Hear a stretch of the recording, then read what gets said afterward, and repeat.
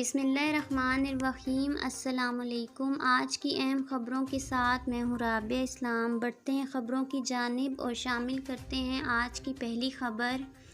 سعودی security forces کا کہنا ہے کہ عمرہ پرمٹ کے بغیر مکہ مکرمہ جانا قانونی خلاف ورزی شمار ہوتی ہے، جس پر 10,000 ریال جرمانہ ہے۔ سبق نیوز نے محکمہ امن عامہ کے حوالے سے بتایا ہے کہ مملکت کے مختلف شہروں سے ماہ رمضان میں عمرہ کے لیے آنے والوں کو چاہیے کہ وہ توکلنا یا اتمرنا ایپ سے پرمٹ جاری کرائیں۔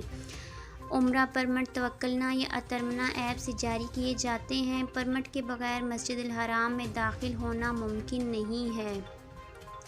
دار اثنا عمرہ سیکیورٹی فورس کی جانب سے اس حوالے سے بتایا گیا ہے کہ ایسے افراد جو اپنے اہل خانہ کے ہمراہ عمرہ کی ادائیگی کے لیے آتے ہیں اور ان کے پاس پرمٹ نہیں ہوتا، ان کے سربراہ خانہ جو کہ ان کا محرم ہے پر جرمانہ عائد کیا جاتا ہے۔ سیکیورٹی فورس کی جانب سے مزید کہا گیا ہے کہ عمرہ زائرین کے پرمٹ کی چیکنگ اسمارٹ ڈیوائسز کے ذریعے کی جا رہی ہے تاکہ چیکنگ کے دوران انہیں کسی قسم کی دشواری کا سامنا نہ کرنا پڑے۔